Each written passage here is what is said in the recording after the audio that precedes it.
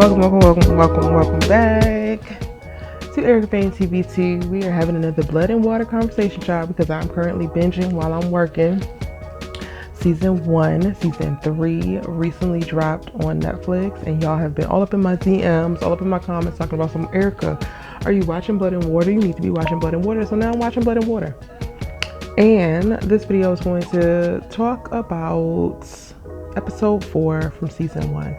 Y'all, this is why I really love Erica Fane TV2. I love Erica Fane TV, but I really love Erica Fane TV2 because I can just show up as I am, y'all. I've already had a glass of wine and some ice cream, and I'm literally knee deep in a bunch of like writing, reporting, but I'm watching it and I am tuned in, like I am locked in, and I don't have to worry about being too overly perfect here. So listen, these are just my little musings, my little thoughts just from the episode.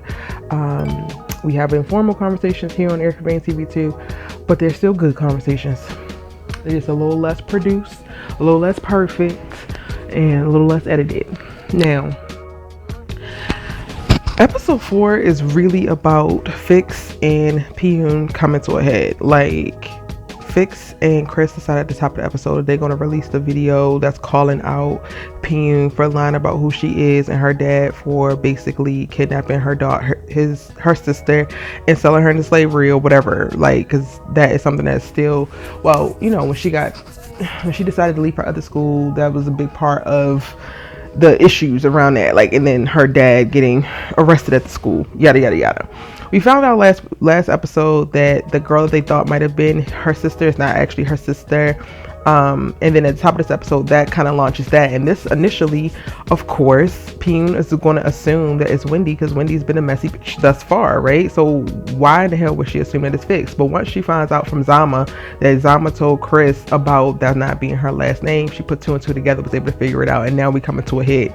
Now we slap boxing in the damn quad and causing all this ruckus and confusion. We actually get to see Fix's parents for the first time, and for whatever reason, Fix's mama starts to overheat midway through as they're talking about this, the conversation around the case in the video. And it's like, yes, mama knows a little something. She making calls towards the end of the episode after she tells Fix that it's okay for her to apologize and it's okay if she actually did this whole video thing, but she making calls talking about some she need to talk to somebody immediately. This is definitely this girl's sister, or this mama has something to do with this horrible child trafficking ring. They did not get Fix the right way.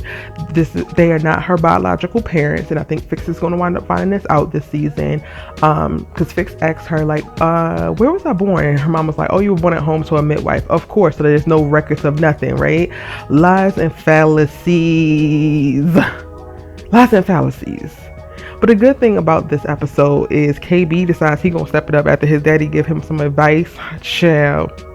He gonna step it up and he gonna show up for Piyun, even though he initially ran to Fix's side after, you know, they up here slap boxing in the damn quad.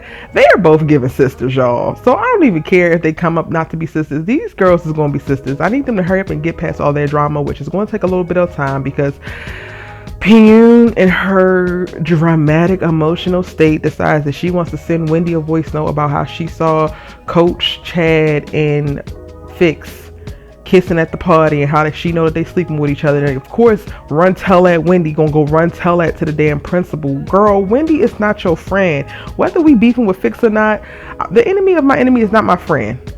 Y'all gotta stop lying to each other. Stop lying to yourself. This is just getting you into more trouble. So by the end, when Fix comes and apologizes, you're supposed to make bygones be bygones. Now we find out that it ain't gonna be able to be so, because guess what? You done brought Wendy into the fold, and her messy ass is going to forever be messy. I hate this for you, Piyun. I feel like you don't want to know peace, mama. What else is going on? Chris, I already threw his little colonizing ass away, right along with the other little girl who hasn't really been doing much, but both the colonizers I'm already over.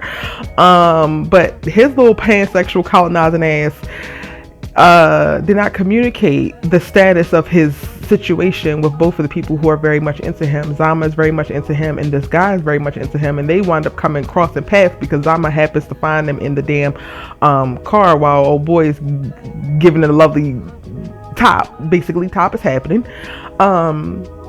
And then he gets found out. So now Zama has to sit with that, has to figure out if this is something that she wants to actually be a part of. Initial thought is no, because I guess Chris led both of them to believe that they were the only ones, which is part of the problem. Like, the pansexuality is not the problem. The dishonesty and the not being forthcoming with that is the problem. And he already gives shifty colonizer vibes anyway. So Zama, you better off, baby. Both of y'all. Both of the love interests are better off without this little raggedy ass man who literally decided that this was a good idea for him and Fix to leak this video about Pune just to try to get back at her for some that she really did not even do. Like, Fix, can we stop moving through life letting the colonizer influence us to do shitty shit? Can we please? What else happened in the episode, y'all? I might gotta start recording these while I'm watching, because I have initial reactions and then I'm like also working, so I get a little bit distracted. But that's pretty much for the most part all that happened. I feel bad for Wade, y'all, because Wade is really into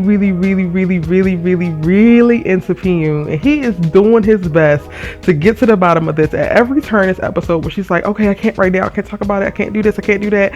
He's just like, all right, I'm gonna just go ahead and do it by myself, all the way to get to the point to the Jackson lady. Like, he goes to the jail, pays the Jackson lady to talk to him. He doesn't get any kind of real confirmation, even though the lady saying that she don't know if it was fake or not is confirmation enough for me, because the lady done so many fake birth certificates that it's utterly ridiculous, and clearly she's in jail for it.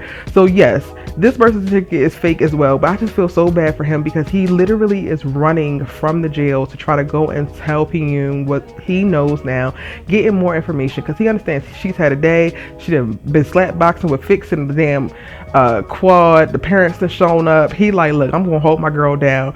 He was getting a little bit too hot and bothered, a little bit too excited hearing her little brother say, oh, that's your boyfriend on the phone, and he hasn't been able to express himself and say like, I want to be your boyfriend. And then by the end of the episode, KB just showed up. He just figured out that he gonna apply pressure, and he in the room and they kissing.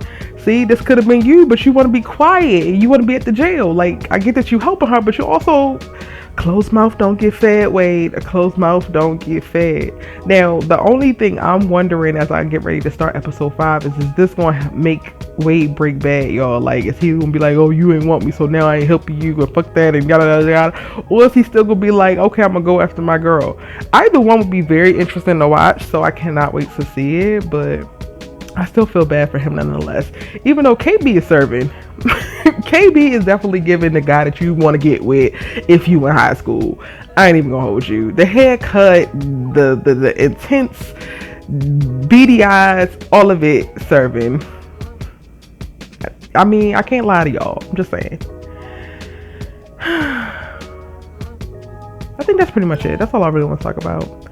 Onward to episode 5. Hope y'all are enjoying my conversations here on Ackerman TV 2. Hit the like button, give this video a like, subscribe if you haven't already, and see you in the next one.